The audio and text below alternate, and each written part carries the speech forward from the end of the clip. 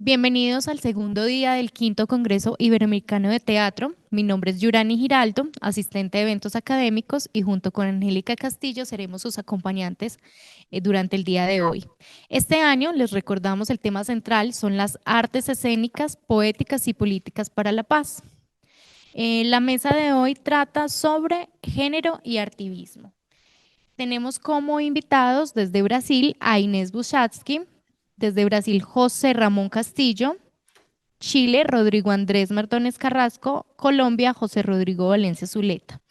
Muy amablemente le solicitamos a los invitados estar atentos a las indicaciones para el cumplimiento del tiempo y poder llevar a cabo las mesas en su totalidad. Les recordamos que el tiempo es de 10 minutos, entonces damos inicio al primer día del Congreso. Muchísimas gracias. Iniciamos con Inés Buchatsky. Bienvenida. Bueno, vamos a iniciar con el maestro José Castillo mientras nuestra ponente Inés Buchatsky se puede conectar.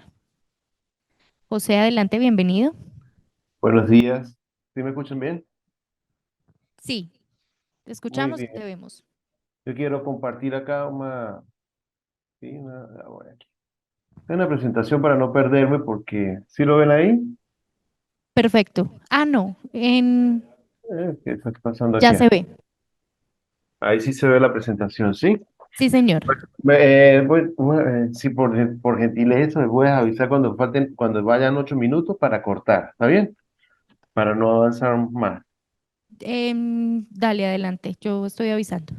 Ok, los cuerpos expandidos, activismo y memoria en la escena. Precisamente, siempre me gusta venir aquí al Congreso Iberoamericano porque precisamente trabajamos estas temáticas, ¿no? Son varios años ya participando y siempre es un gusto abrir esa puerta ahí y trabajar un poco sobre las líneas nuevas que estamos revisando, ¿sí? Aquí desde mi compañía de teatro acá en el sur de Brasil, así como en la universidad donde estoy trabajando, ¿sí? Entonces, estoy trabajando en diferentes pesquisas y eso. Entonces, tengo el trabajo sobre los cuerpos expandidos porque todo nació por esa foto que está ahí en el fondo que ustedes ven. Esa foto es de un espectáculo que se llama Cuando yo mujer, que voy a contar toda Deus, de una compañía de teatro de San Pablo que se llama Obondi, que ellos trabajan sobre poéticas antirracistas, todos los actores son negros y las temáticas son precisamente sobre la lucha antirracista aquí en Brasil, lo que me llevó también incluso para el Festival de Curitiba de este año, ver un espectáculo genial de ellos que se llama Defacéndame.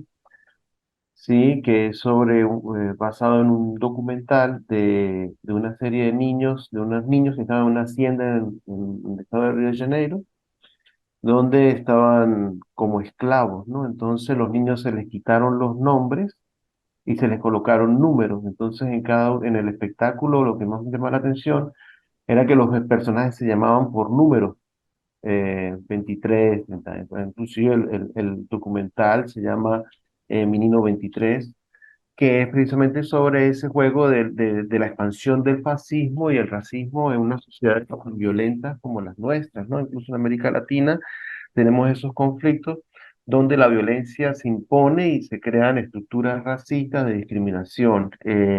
Y por eso trabajo lo que es el activismo dentro de las compañías de teatro. Los cuerpos expandidos de los cuales estoy hablando, lo estoy basando precisamente en la teoría de Rocco Mangieri, ¿sí? Que él desde Greimas toma una serie de aspectos como por ejemplo el signo expandido, donde un elemento de lo cotidiano del actor se puede transformar en un elemento que se resignifica sobre la escena. Entonces, por eso los cuerpos expandidos está basado en ese estudio de ver cómo todo lo que nos afecta dentro del sistema corporal nuestro, que incluye memoria, cuerpo, se expone directamente sobre el escenario y se crea una narrativa nueva. Sobre eso, recientemente publicamos un libro que se llama Escritos de Actuación Contemporánea, donde los actores colocan sus testimonios sobre cómo es que funciona ese sistema de que todo lo que va en lo cotidiano se trae para acá. Entonces Rocco trabaja los cuerpos expandidos. Claro, esto es basado en la teoría de Greiman sobre los signos expandidos, donde un elemento se multiplica. Por ejemplo, un cuerpo expandido es cuando nosotros vivenciamos durante la pandemia el caso de I Can't Breathe, ¿no? Que no puedo respirar, que fue la muerte de George Floyd en Estados Unidos, que fue en el centro mismo de un país tan violento y tan opresivo. Entonces ahí la forma de cómo se representaba la fuerza de la protesta era a través de colocarse una máscara o colocar la mano sobre la boca o colocar la rodilla en el piso, ¿no? Entonces el cuerpo ahí crea un nuevo sistema de significantes, el cuerpo se expande hacia otros significantes que van a crear precisamente cómo es que él va a formar una nueva iconización de los hechos. Por ejemplo, en el caso de I Can Breathe, eh, todo fue llevándose para que en función de una acción de protesta se creó un sistema de activismo eh, artístico, ¿no? De activismo, pues, de un activismo que es a través de las poéticas y de la estética, tomando la violencia como espacio. Entonces tenemos una nueva escritura de los cuerpos se van a conformar en los cuerpos que son los orgánicos, crea un sistema mecánico y el espacio da la significación para crear una nueva forma de significantes, ¿no? Por ejemplo, cuando trabajamos con los actores, regularmente siempre tenemos unos sistemas de conexión donde los elementos se van juntando, ¿no? Entonces, por eso ahí tenemos el caso de las dramaturgias corporales que se expanden y se crean unas nuevas formas de expresión estética. Por eso, esta teoría del artivismo como tal, que es denuncia como protesta, incluso ahorita que estaba viendo la conferencia del maestro Enrique Mijares, él dice una cosa muy importante, que es cuando usted absorbe un sistema, un hecho violento, una acción violenta que tiene que ver con la muerte, y una muerte violenta por un elemento. Entonces, cuando usted lo representa y en el otro crea una fuente de revisión de ese hecho. O sea, yo lo represento y el otro trae una explicación. Entonces ahí crea un sistema, un nuevo sistema de comprensión de eso. Estoy haciendo un trabajo de activismo, ¿no? El activismo lo tomé también siguiendo un poco aquello de la semiótica sincrética de Paolo Fabri y creando ese sistema de artificación, como dice Rocco Mangieri, ¿no? También. Y él dice que también la artificación, es decir, todo lo que va pasando en el sistema cotidiano lo traigo para la forma extracotidiana que le hemos comentado, le hemos colocado incluso para hacer una mención a Barba y creamos un sistema nuevo de códigos expandidos, es decir, el cuerpo termina convirtiéndose en un elemento por el cual es cruzado por los sistemas y expone un sistema poético contra la violencia, ¿ven? Por eso en el activismo nosotros vamos a entender que el activismo crea, se apropia de elementos de artificación como son desde el racismo, la xenofobia y el fascismo que está actualmente corriendo rápidamente por las redes sociales y en todas partes, muy rápido como se corren los discursos de la violencia.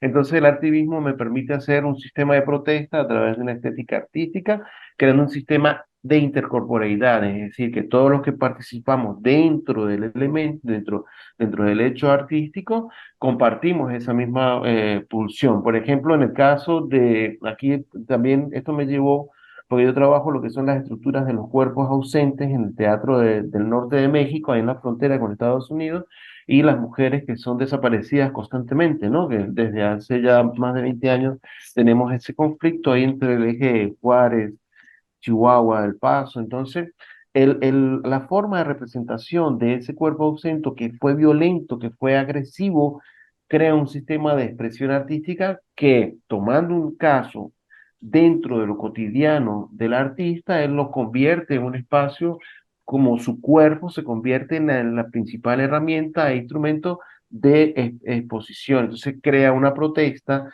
y crea un sistema, crea una forma de representación estética que es bien específica. Por ejemplo, en Oaxaca, México, está Lucas Avendaño, que es un performer que también crea un sistema de códigos que se expanden, donde su cuerpo se convierte en una protesta contra la muerte de su hermano, que ahí todavía está desaparecido, ¿no? Entonces la memoria entra ahí porque la memoria está congelada en el cuerpo y luego se activa creando un sistema de elementos de artificación y ahí aparece el activismo. Por eso reitero mucho sobre aquella idea de crear un sistema de arte que sirve de puente como protesta estética. Entonces tendríamos aquí la semiótica sincrética que va a crear el sistema de artificación y crea un imaginario del vacío. Y ese imaginario del vacío lo cubrimos a través del cuerpo que va colocando elementos, va sumando sumas, ¿cómo coloca capa sobre capa de elementos que los actores y el mismo elenco va creando? Yo, por ejemplo, una de las cosas que me lleva a trabajar con el artismo es por qué, por ejemplo, las personas que trabajan conmigo se crean esos vínculos porque tienen como esas mismas capas en las cuales necesitan hablar sobre las violencias que están experimentando. Por ejemplo, casos de machismo. Actualmente estamos trabajando sobre los casos de machismo y mujeres en estado de explotación laboral aquí en la Triple Frontera, en el sur de Brasil, ¿eh? Por ejemplo, cómo la frontera se permea y permite que la violencia ataque el cuerpo de la mujer. Entonces creamos desde esos sistemas de, de una violación contra los derechos humanos, creamos un espectáculo y entonces ahí se va haciendo y se va creando. Incluso es una cuestión que va y viene en sentido, en viceversa, ¿no? Es decir, yo expongo y los demás contestan. Entonces, el activismo es importante porque crea un sistema de comunicación que se expande, ¿no? Incluso ahí yo coloco que la artificación que sería colocar ese material en los medios sociales, en las plataformas, redes sociales y expandir el cuerpo, ¿ves? Entonces crea un sistema nuevo de configuración de representación de la violencia. Entonces ahí la artificación de la violencia, utilizando el cuerpo como forma de forma de activismo, crea unos nuevos conceptos y unos dispositivos escénicos que van a entrar en conjunto con todo el sistema de lo que es el contexto. Por ejemplo, una de las cosas que siempre yo trato de que quede claro es cómo trabajamos con el actor. El actor tiene un sistema propioceptivo, es decir, tiene una formación histórica, genética, cultural. Él viene y se conecta con el grupo, crea una nueva narrativa y de ahí aparece toda la temática, ¿no? Se crea un concepto y se discute, entonces se crea un nuevo sistema de narrativa desde el artivismo, ¿no? Entonces podemos ver que ya ahí vamos creando unas nuevas poéticas y para ir cerrando ya, vemos acá que el artivismo está basado en tres partes, en tres bases que estamos desarrollando. La primera son las dinámicas sincréticas, que el mismo elemento que yo estoy viendo en lo cotidiano se expande, el embodiment de Patricia Bioli, que es la participación cognitiva y emocional de cada uno de los artistas que participan, y la euritmia, que es toda esa información compartida en espacio, tiempo y energía. Entonces, más o menos es eso lo que estamos trabajando y cómo es ese compromiso del arte con el sistema cultural en el cual está inmerso, ¿ok? Bueno, voy a parar por aquí para dar paso a continuidad. Muchísimas gracias y bueno, quedo aquí atento. Maestro, muchas gracias. ¿Me escuchan? Sí, sí, sí, sí, sí, sí. Listo, Voy a muchísimas parar gracias. aquí. Les recuerdo a todos los asistentes, muchísimas, muchas gracias, maestro. Les recuerdo a todos los asistentes, tanto virtuales como presenciales, que al final de las ponencias vamos a abrir un espacio de preguntas. Listo, continuamos ahora sí con nuestra siguiente ponente, Inés Busatsky, desde Brasil. Adelante, maestra, le escuchamos. Boa tarde, tudo bem? Hola, sí, te escuchamos. É, vou compartilhar minha tela aqui, só um minuto. É, peraí. Desculpa, eu perdi aqui o link. Achei.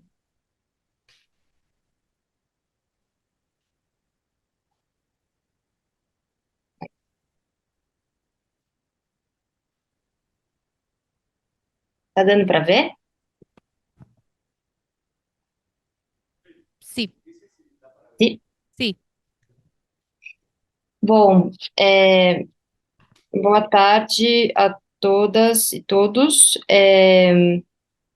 Meu nome é Inês, eu vou falar um pouco sobre uma parte da minha dissertação de mestrado, que foi concluída em 2021, e que falava sobre o conceito de autodefesa. Eu vou falar para vocês um pouco sobre o capítulo 4, na verdade, da minha dissertação, era um dossiê pedagógico, que reunia grande parte do trabalho que foi feito, né, durante a dissertação, para um acesso mais expandido, né, da dissertação. Então, que as pessoas pudessem pegar um pouco do que era aquilo, sem necessariamente ter que ler a dissertação inteira. E o dossiê também servia como uma espécie de apoio de trabalho para quem desejasse trabalhar com esse assunto da autodefesa em sala de aula ou dentro da sala de ensaio, né, dependendo do contexto de cada educador ou educadora. Peraí que não está passando. Bom, então, em 2021 foi publicado como parte da pesquisa de mestrado, que se chama Sobre a Violência, Mixtape e Autodefesa no Campo Artístico-Pedagógico, o dossiê pedagógico Práticas de Autodefesa para Interromper Ciclos de Violência. O formato desse documento teve como inspiração materiais pedagógicos desenvolvidos para a exposição Levantes, que aqui em São Paulo aconteceu em 2018, no Sesc Pinheiros, mas foi uma exposição que rodou o mundo.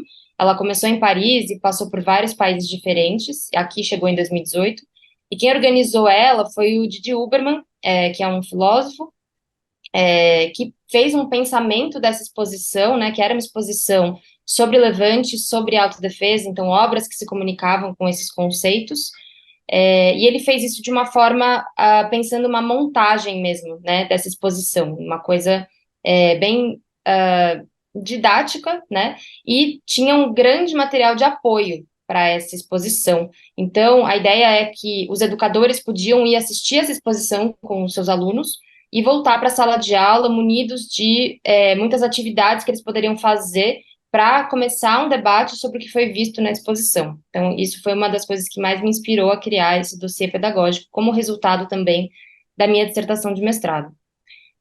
O meu dossiê, né, dossiê do mestrado desenvolvido, reúne trechos de textos que ampliam o escopo teórico sobre o conceito de autodefesa, bem como atividades de análise fílmica e proposições criativas a partir de poemas, letra de música, trechos de livros que suscitam os temas relativos à violência enxergadas sobre o prisma da autodefesa para iniciar esse debate. Então, aqui a gente tem, do lado esquerdo, a capa do documento do Didi Huberman, que não tem tradução, infelizmente, ele está em francês, né, mas, enfim, posso compartilhar com vocês isso também depois. E aqui a capa do meu dossiê, né, que faz parte da minha dissertação. Esse dossiê, né, foi pensado como um documento aberto, então ele não tem um fim em si, né, ele não terminou ali quando eu depositei a minha dissertação, que pode ser expandido para além da sua primeira versão. Trata-se de um documento público de divulgação de materiais pedagógicos a serem utilizados por educadores, artistas e pessoas interessadas no tema. Mas a ideia é que ele seja realmente, né, um documento que é um ponto de partida e não um ponto de chegada. Ele serve para iniciar discussões e também para que a gente possa ir colocando coisas, né, nesse dossiê, que ele não termine ali com as 10 atividades que ele tem, né, para ele ir para frente. Então, em novembro de 2021, eu pude testar um pouco, né, esse dossiê com os alunos de artes cênicas, desculpa, com os alunos da graduação em artes cênicas da Universidade de São Paulo. Eu era monitora numa aula de metodologia das artes cênicas, da parte de pedagogia, e a gente pode testar um pouco o que era essas atividades do dossiê, que até então eu tinha feito só como uma parte teórica, nunca tinha testado isso, né? Então, na ocasião, eu sugeri para os alunos que eles escolhessem uma das atividades do dossiê, como a gente estava em uma situação pandêmica, essa aula ela foi remota, então também eu fiz escolhi algumas atividades específicas, porque algumas não era possível de serem feitas no ambiente online, E aí, sugeri que eles, a partir disso, testassem, né, essas atividades, mas que fossem além também da atividade. Eu sugeri que eles pegassem a atividade como um ponto de partida e criassem um plano de aula, né? E aí eles iam testar esse plano de aula com os colegas dessa própria aula de metodologia. Então, testar em sala de aula, seguindo os passos sugeridos pelo documento, ou tomando a atividade como ponto de partida, né? Não se fechar apenas nela. Então, um dos grupos escolheu a atividade número 6, que diz o seguinte: observe a matéria intitulada Derrubada em Protesto, Estátua de Escravocrata será exposta em museu, e o poema de Edmilson de Almeida Pereira a seguir, e a partir da observação responda: qual a função de um museu para a memória coletiva? Quais propostas poderiam ser desenvolvidas para convidar o público do museu a repensar o lugar da estátua? E o link dessa matéria, né, desse protesto que aconteceu na época da morte do George Floyd, né, lá em Bristol, as pessoas derrubaram a estátua de um escravocrata dentro de um rio, acho que vocês devem lembrar disso. E a gente tem também aqui esse poema, que também faz parte, né, junto com essa atividade, a gente tem o poema, não vou ler o poema porque senão não vai dar tempo, mas é um poema também que vai levantar essas questões. Então, nesse dia, né, que eles usaram essa atividade como ponto de partida, o que eles sugeriram para a gente? Sugeriram que nós, participantes, fechássemos os olhos e a gente só abrisse quando a gente escutasse o silêncio novamente. Então, eles fizeram ali uma camada sonora para a gente, de protestos e frases sobre a sensação de estar no meio de um levante, a sensação de estar no meio de uma manifestação. Acho que muitos aqui devem ter essa sensação ou passaram por essa sensação.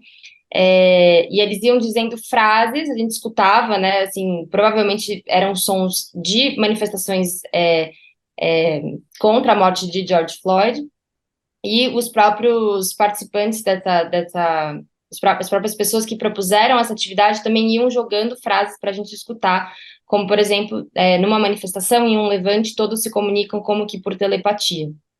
Em seguida, eles exibiram um artigo sobre a derrubada dessa estátua do Edward Colston, esse mercador de escravos, e esse artigo contava, né, que após a derrubada da estátua, a prefeitura de Bristol decidiu abrir uma conversa com os moradores da cidade para entender o que fazer com a estátua. E no fim das contas, né, eles fizeram ali uma enquete com a cidade e decidiram que a estátua deveria ser colocada num museu. A estátua ela estava bem assim, minimamente danificada, com algumas pichações, e eles escolheram deixar a estátua na horizontal, né, e colocar ela ali no museu com uma explicação sobre tudo o que tinha acontecido com essa estátua. Após a exibição desse material todo, né, os proponentes sugeriram que os participantes pensassem, então, por si só, na elaboração de um museu, e de uma exposição dentro desse museu, para posteriormente compartilhar com todo mundo. E as perguntas que eles colocaram para a gente foram onde estaria localizado esse museu, e aí local, desde assim, é na rua, ou é num lugar fechado, ou em que cidade isso estaria, né? Pensar em 5 obras para compor uma linha da exposição, uma linha de pensamento, uma linha de montagem, né? Uma linha de montagem não, uma linha dessa exposição, ou uma montagem para essa exposição, que fosse aberta ao público em qualquer tipo de linguagem, né? Que poderia ter ali desde algo mais cênico até cinematográfico, até obras de arte, até, enfim, tudo que as pessoas imaginassem. Eles buscavam com essa atividade refletir sobre qual que é o papel de um museu, o que mais nos instiga na elaboração desse museu imaginário que a gente estava pensando, e o que cabe em um museu fechado e o que cabe na rua. E eles também queriam falar, levantar uma discussão a respeito da memória, daquilo que precisava ser lembrado. Então, para cada um de nós, né, o que era mais importante, mais urgente naquele momento de ser lembrado. E aí os exemplos, né, de coisas que os participantes trouxeram foram exemplos, acho que bem específicos aqui do Brasil, mas eram coisas como trazer os pontos de memória de uma cidade, né, então criar museus, estações desse museu em vários pontos das cidades, né, que as pessoas pudessem circular, pontos históricos. Trouxeram também da história dos bandeirantes, né, da fundação das cidades, da Marielle Franco, então várias coisas, né, do que era mais urgente ali para cada um, o que cada um gostaria de colocar dentro desse museu. As reflexões geradas a partir dessa experiência, né, colaboraram para o pensamento sobre a função educativa desse dossiê, do trabalho com o tema da autodefesa no contexto mencionado. O que foi interessante é que eles puderam realmente partir do dossiê e depois, né, partir da atividade do dossiê e depois abrir completamente para um plano de aula feito por eles, né, que eram, agora acho que já se formaram, né, mas naquela época estavam se formando enquanto educadores, enquanto professores, pedagogos, para, né, pensar atividades para trazer dentro da sala de aula a partir de um tema específico. Essas elaborações sobre as atividades realizadas fornecem para nós pistas interessantes para avaliarmos o documento do dossiê em sua praxis. Então, de forma prática, a gente conseguiu ver, né, como que esse documento funciona, como é que ele pode ser expansivo, como é que ele pode propor, ser ponto de partida, né, para proposições artísticas em sala de aula, e enquanto aporte para a criação artístico-pedagógica. O movimento reflexivo também nos auxilia a pensar a continuidade do dossiê e dar seguimento à expansão do conceito de autodefesa, tema contemporâneo e instigante. É isso, eu gostaria de compartilhar aqui o documento. Só um minuto. Já deu 10 minutos. Eu gostaria de compartilhar aqui o documento do dossiê. Quanto tempo eu tenho? É 10 minutos, né? Sí, ya pasó. Tá. ¿Nos puedes ayudar acá, por favor? Muchísimas gracias. Sim, você tem 10 minutos e já passou o tempo. Ok, então eu acabei. Tá, ela disse que já terminou.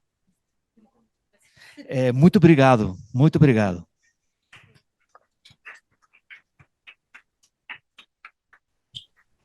Bueno, tenemos acá al maestro José Manuel Lázaro, que nos va a hacer como una pequeña síntesis de la ponencia de Inés, como para que nos quede un poco más claro. ¿Listo? Maestro. Perdí un poco la parte del comienzo, pero Inés habla de cómo crearon un dossier, como un documento, a partir de una exposición francesa sobre la violencia que hubo en San Paulo. Entonces, esta es una investigación de ella en la Universidad de San Paulo, de maestría, me parece. Entonces, ella le pidió a los alumnos de artes escénicas que fueran a esta exposición muy importante en San Paulo sobre la violencia, y en general no voy a describirlo, pero ella habló de un dossier pedagógico escénico. Esto fue hecho durante la pandemia, entonces era un dossier que creaban online y después lo abrían al público. Era el momento en donde el teatro era muy virtual, entonces funcionaba de esa manera. Ella les dejó tareas para que vayan a la exposición donde habían varias partes e hicieran partes de ese dossier. Ella enlazó, hizo una dramaturgia, todo tenía un sistema muy documental, habla sobre discusiones racistas, sobre un esclavista famoso norteamericano, etcétera y tal. Terminaron este dossier y crearon un sistema para crear pedagogías haciendo este tipo de dossier, tanto para creaciones colectivas como para nuevas pedagogías en artes escénicas en la propia universidad. Los alumnos que participaron ya terminaron y están haciendo otras investigaciones, pero ella terminó creando este dossier para crear un tipo de interrelación. En ese momento fue online, pero ella dice que puede abrirse para una expansión futuramente presencial, pero para crear sistemas pedagógicos y sistemas de creación. Más o menos es eso. Muchísimas gracias. Bueno, muchísimas gracias. Recuerden, si tienen alguna pregunta, el maestro también nos puede traducir. Listo, continuamos con el maestro desde Chile, Rodrigo Andrés Mardones Carrasco, con su ponencia Sistematización de la experiencia de creación dramatúrgica y la escenificación de la obra La muerte que soñé. Adelante, maestro. Muchas gracias. Hola, ¿qué tal? Muy buenas tardes ya aquí en Chile. ¿Se escucha bien? Sí, señor, se escucha Ya, perfecto. súper. Voy a compartirles entonces mi presentación para partir. Dame un segundo.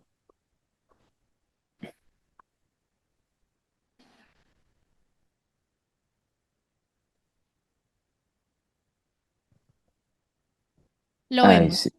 Perfecto, muchas gracias. A ti. Ya, partamos entonces. Bueno, primero que todo, quisiera presentarme. Mi nombre es Rodrigo Mardones. Yo soy dramaturgo y productor director de la compañía teatral La Lola Vieja. Somos una compañía de teatro emergente y estoy muy feliz de poder compartir con ustedes también cuál ha sido este proceso de trabajo en la cual nos definimos como una compañía que trabaja temáticas sexoincidentes y en esta primera apuesta trabajamos de lleno con respecto también a las memorias, las identidades de nuestra comunidad trans, ¿ya? Para eso comentarles que me hubiese encantado estar presencial ahí junto con ustedes, pero veníamos justamente de un viaje que realizamos al Sanfest en San Gil, Colombia. Bueno, hay un poco también de lo que fue esa experiencia, pero hay que comentarles que fue un viaje tremendamente significativo para nosotros como compañía, ya que lo que proponemos es poder establecer un dispositivo crítico, escénico, que nos permita memoriar en escena. ¿Qué significa esto? Cuando presentamos también una obra, ¿no? Estamos hablando que un efecto de realidad es en sí un efecto de orden social. Estamos buscando cómo ordenar, cómo transmitir, cómo vamos encontrando causalidades, cómo construimos distintas tramas. Sin embargo, lo que tenemos dentro de nuestra propia historia, dentro de la necesidad que tenemos de recobrar la memoria histórica de nuestras comunidades LGBTIQ+ en Chile, tiene que ver justamente con la necesidad de visibilizar cuáles han sido también los procesos, ¿ya? Político-históricos que nos han mantenido invisibilizados y al margen, e inclusive asesinados, asesinadas y asesinades, ¿no? Por los distintos estados. Entonces, en ese sentido, creemos que el teatro tiene un compromiso social que nos permita expandir los marcos sociales de la memoria para trabajar en ellos nuevas configuraciones del espacio, el tiempo y los lenguajes. Es por ello, ¿ya?, que trabajamos desde la idea de la memoria intersubjetiva, es decir, construimos memorias a partir de nuestras relaciones personales, familiares, en un lugar común, ¿ya? Que la memoria se edifica dentro de relaciones sociales. El problema es dónde circulan estas memorias, para qué circulan estas memorias, qué sucede con esas memorias que nadie quiere escuchar, a quienes no se les legitima la narración inclusive de su propio pasado. Hace muy poco estamos conmemorando acá en Chile los 50 años del golpe militar, donde recién este año ha tomado con fuerza la necesidad de visibilizar que no todas las desapariciones y ejecuciones políticas fueron de orden de pertenecer a un partido u otro, sino que también en términos de género, donde muchas compañeras trans fueron asesinadas por su expresión, ¿ya? Desde ese lugar, entonces, la memoria se teje en la vida cotidiana. Y desde ese lugar hablamos de testimonios, de hacernos cargo de nuestros propios testimonios. ¿A qué nos referimos con esto? El testimonio es teatralidad. Y teatralidad existe cuando hay alguien que busca escuchar, cuando hay alguien que busca ser representado, ser presentado. Y en ese sentido, nuestras comunidades trans siempre han ocupado ese espacio, el espacio del reconocimiento, el espacio del prostíbulo, del cabaret, ¿ya? El espacio de la población, el espacio del circo periférico, que son espacios de presentación y de lucha y de negociación de distintos símbolos y significados en torno a la disidencia sexual. Por lo tanto, esa teatralidad que muchas veces es marginalizada de los espacios convencionales del teatro, guardan tremenda importancia dentro de nuestra historia como comunidad disidente. Es por ello que acá queremos entender, y en el fondo, esta frase me encanta porque en el fondo teatralidad puede existir inclusive en el teatro, ¿no? Y a partir de eso, entonces, trabajamos con distintos testimonios y memorias que se construyen a partir del propio trabajo escénico. Uno de ellos tiene que ver con la rapsodia, con la rapsodización como método, ¿ya? Como operación dramatúrgica. ¿Y esto qué quiere decir? Que vamos ensamblando significados, vamos ensamblando como esta idea de rapsodia, como si pareciese distintas partes de una canción, pero en una misma, es porque estamos cruzando la multiplicidad de situaciones en las cuales vivimos como disidencias sexuales a partir del cruce simultáneo en escena. Por ejemplo, monólogos musicalizados que implican interacción e improvisación con el público. Lo que estamos jugando ahí son distintas capas, un pastiche que nos permite operar en lenguajes distintos para romper con la idea de causalidad y con ello poder también romper con los sentidos de lo que se espera y es esperable también dentro de cómo narrar una historia. Es por ello que en esta obra nos vamos a encontrar con textos que son tremendamente ágiles y que nos llevan de un lado a otro para que así operar dentro de ese discurso y la afectividad implique el ejercicio por parte de quien especta, ¿no? De poder encontrar esas relaciones por sí. Por otro lado, bueno, quizás no alcance a presentarles, pero les puedo compartir el link de la presentación donde aparecen videos de esta obra, ¿ya? En términos de tiempo también ahí, y darle paso también al diálogo.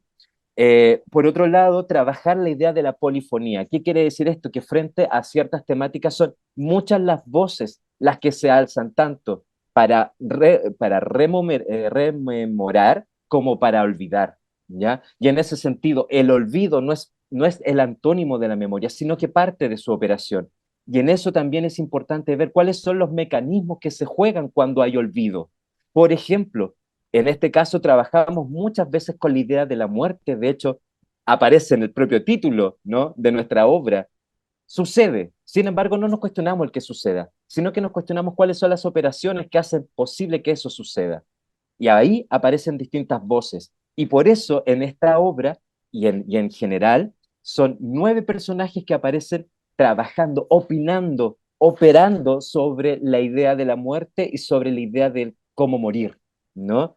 Y es por eso que se utiliza la yuxtaposición de distintos discursos. Y en este caso trabajamos mucho en los discursos de la comunidad trans a partir de distintos testimonios, ¿ya? A partir del elenco y de toda la compañía que está compuesta completamente de personas disidentes sexuales y en donde las protagonistas trans son actrices trans, ¿ya? Eso para nosotros es tremendamente importante porque implica un compromiso político y un compromiso con abrir espacios que han estado muchas veces sesgados o que han sido relegados a la representación y no a la presentación, ¿ya?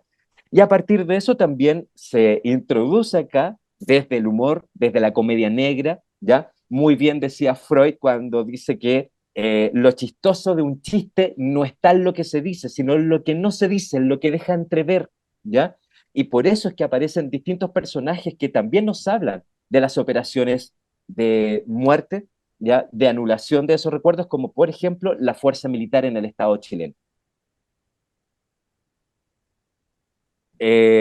Ahí lo pueden ver, les voy a dejar el link ahí en los comentarios para que puedan ver la presentación y esos pequeños extractos de la obra. Y por último, la epicización. ¿Qué quiere decir esto? Subrayar la intervención desde el punto de vista de quien está escribiendo. Esto quiere decir que no tan solamente se muestran ya acontecimientos, sino que también se explican. Pero esta explicación no es causal, no es lineal, sino que es múltiple, ¿ya? A la vez que hablamos como de esta idea o esta imagen no rizomática, nodos de cuestiones que vivimos en común, como por ejemplo el suicidio, pensando que Chile desde este año es el primer país en Latinoamérica que tiene las mayores tasas de suicidio ya en su población juvenil, tasas de suicidio que se doblan cuando se trata de la comunidad trans, con una esperanza de vida de 35 años, y no por enfermedades, sino que por asesinatos y suicidios, ¿ya? Entonces, hablamos acerca de eso, ¿ya? Hablamos y mostramos distintas realidades que tienen que ver con la vida periférica también, con la homosexualidad, con la expresión de género disidente en las periferias de Chile, ¿ya? Y a partir de eso, lo hacemos justamente desde este contexto épico, ¿no? Desde música en vivo, desde la construcción de canciones, ¿ya? Desde la improvisación y el stand-up comedy, muchas veces de parte del propio elenco, que son además expresiones que se relacionan con la revista, que se relacionan con la historia del espectáculo y del show en las comunidades trans, ¿ya? Se introduce la discontinuidad, la distancia, los distintos mensajes y la reflexividad a partir de distintos lenguajes.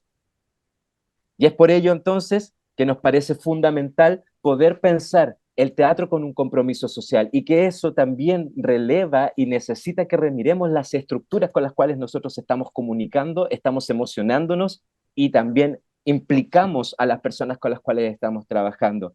Y eso tiene que ver no tan solamente con el elenco, sino con los y las y les espectadores también de esta obra maravillosa que hemos cerrado ya un ciclo de 2 años con 12 temporadas y como les decíamos hace poco llegando de Sanfes a donde estuvimos ahí en San Gil, Colombia, disfrutando mucho del activismo social y de lo que es posible y de lo que es posible movilizar desde las emociones y de las experiencias compartidas, compromisos y valoraciones políticas también con respecto a la deuda histórica que tenemos con nuestras poblaciones.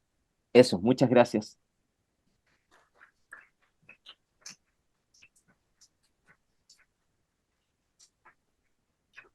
Rodrigo, muchísimas gracias.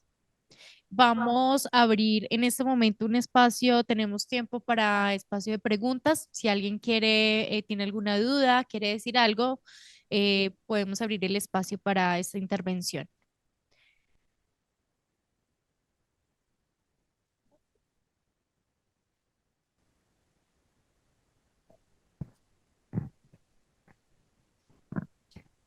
Adelante.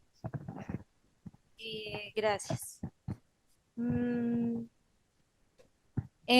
pregunta es em, sobre la última exposición. Cuando mencionas algo que me pareció muy interesante, que es sobre que el olvido no es el antónimo de la memoria, sino parte del mismo. Me interesaría mucho que pudieras exponer un poco más sobre esta noción. Me parece interesante porque llego a entender algunas cositas, pero me gustaría saber cómo es que llegas a esta conclusión.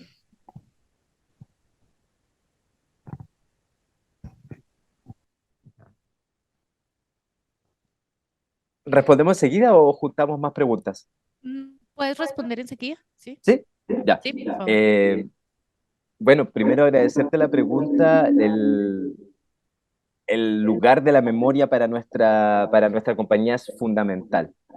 Eh, Muy concreto, esto viene de los marcos de trabajo de Maurice Holbach y de Edith Curie, ¿ya?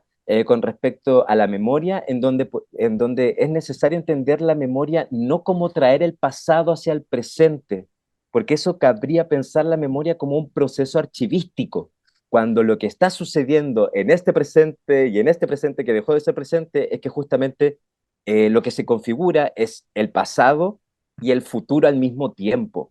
Y eso es una concepción de memoria bien interesante, en donde la memoria no es traer al presente, sino más bien es la reconfiguración identitaria sobre lo que he sido y lo que quiero proyectar en la sociedad. Y por lo tanto, el trabajo de recordar u olvidar son justamente operaciones de memoria. Y cómo eso lo trabajamos dentro del aspecto dramatúrgico, y creo que ahí lo que yo puedo rescatar mucho de uno de mis escritores favoritos, que es Chekhov, es que era un experto en decir sin decir. ¿De qué forma ocultamos, y en la vida diaria, ¿no? ¿De qué forma ocultamos lo que no queremos decir, o lo que, por ejemplo, en nuestras comunidades LGBTIQ+, está tan normalizado, ¿no? ¿Cuánto tuvimos que construir o cuántos personajes tuvimos que crear justamente para no vernos enjuiciados, desvalorizados y que mucho de nuestro trabajo ya siendo adultos tiene que ver en cómo vamos eliminando esas barreras para ser nosotros mismos? Y creo que eso también es parte de una lucha identitaria en donde la memoria, ¿ya? También inscribe, también lucha políticamente por sus significados. Y en ese sentido, también el silencio es una lucha política. ¿Qué se calla? ¿Qué no se calla? El silencio también es memoria. Y desde ese lugar queremos rescatar desde, por ejemplo, cuántas veces hemos hablado cuántas veces lo dijimos a nuestras madres como, oye, ¿sabes qué? Soy gay. Ay, no, pero sí, o soy bisexual. Es un momento en la vida, es una etapa, ya va a pasar. En eso hay una construcción de memoria, en eso hay una operación de silencio y olvido, en eso hay una operación en donde esa subjetividad está siendo negada. Y poner eso en escena ha sido tremendamente fuerte, ha sido muy movilizador y creemos que desde ese lugar le podemos dar espacio justamente a que cuando nos hemos visto en esa situación, digamos como, hey, aquí hay una operación de olvido y hay una operación de negación. Eh, Trabajémoslo, pongámoslo en escena. trabajemos con otro lenguaje. ¿Qué pasa si hace silencio? Le ponemos música. Que un poco hay una escena de canto de la madre hacia su hija trans que van a ver ahí en el video, en el link que acabo de mandar. Entonces, desde ese lugar lo trabajamos y ahí también hay Elizabeth Lira, que también ahí puede ser tiene un texto muy lindo llamado Los trabajos de la memoria, en donde también alude a esta misma forma de pensar eh, este concepto. Rodrigo, muchísimas gracias.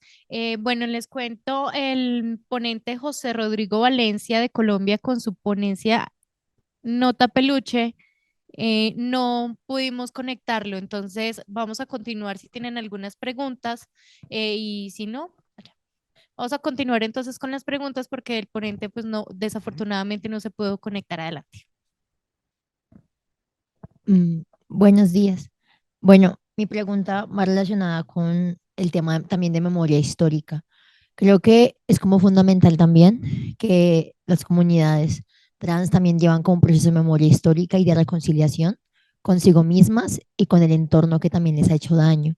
Entonces, ¿cómo has logrado trabajar desde el teatro el tema de la memoria y de las paces, de cómo la reconciliación con el entorno y consigo mismas? Uf, gracias por la pregunta, qué fuerte, qué movilizadora tu pregunta. En, Voy a partir así muy cortito para también ahí no quitarle tiempo a hablar a estas personas. Tuvimos una presentación en San Gil, como les dijimos, y justo había muerto un muchacho homosexual. eh, Hace menos de una semana le dedicamos ahí la función y algo que sucedió inmediatamente es que Johan, eh, pudimos reconstruir su historia a partir justamente de lo que pudimos ir conversando con las personas que fueron viendo la obra. Entonces nos comentaba mucho como, esto yo lo viví con Johan, esto me gusta porque esta relación, teníamos la misma relación que los personajes con Johan, nos gustaba. En Chile hay una cultura trans muy marcada, por ejemplo, el palabreo. El palabreo es una forma de interacción entre personas disidentes, ¿no? En donde existe lo que es mujeriarse, tratarse en forma femenina a pesar de ser dos hombres, ¿no? Pongámoslo entre comillas, o de insultarse pero de forma simpática o como forma de expresión de cariño. Entonces, cuando llevamos este tipo de elementos tan relacionales, ¿ya? Tan pequeñitos a escena, en el fondo lo que buscamos es hacer extraordinario lo ordinario. Es que en esa relación, en esas interacciones que muchas veces son olvidadas por las formas teatrales contemporáneas o canon, lo que estamos haciendo es justamente reconstruir memoria. Y hablamos de memoria histórica porque son marcos que le dan sentido a nuestra vida, ¿ya? Por eso es tan importante trabajarlo, que es lo que hicimos particularmente para justamente dotar a la obra de este sentido de vida, que además es histórico, político y tremendamente afectivo y relacional, es que trabajamos, por ejemplo, mucho con la improvisación, ¿ya? Yo le entregué mi texto al equipo y yo les dije, hagan lo que quieran. Y en ese haga lo que quieran apareció el stand-up, ¿ya? Que ahora se llama stand-up, ¿no? Con esta, esta frase también ahí gringa, pero en el fondo es una forma de comunicación con el público que ya se realizaba en el circo chileno periférico de los años 70, 80, y que estaba justamente compuesto por muchas personas trans que no encontraban otro lugar o que eran echadas de sus casas y que por lo tanto se juntaban y trabajaban en un circo. Entonces, creemos que desde este lugar hemos podido construir también, se relaciona con el trabajo de archivo, con el trabajo con nuestras propias actrices trans y por último con un trabajo testimonial en donde estuvimos junto con personas trans también que, por ejemplo, nos comentaron las formas de sobrevivencia durante la dictadura militar en Chile y en donde muchas veces fueron abusadas, violadas y a otras tantas compañeras desaparecidas solo por su expresión de género. Por lo tanto, también hemos podido comenzar a hablar sobre estas otras dictaduras y que no se relacionan necesariamente y únicamente con la afiliación política. Así que desde ese lugar y a partir de esa herramienta hemos podido construir este trabajo. Gracias, Rodrigo. ¿Alguien tiene otra pregunta? ¿Participar? Bueno, damos por finalizada entonces la mesa género y activismo. Vamos a hacer un receso hasta las 11:15 de la mañana. Por favor, los esperamos. Ahora tenemos aquí mismo micropolíticas, macropolíticas y biopoder. Y en la mesa 4, utopías, distopías, para que nos encontremos nuevamente. Listo. Muchísimas gracias a todos ustedes. Gracias a nuestros ponentes y nos vemos ahora. Muchísimas gracias.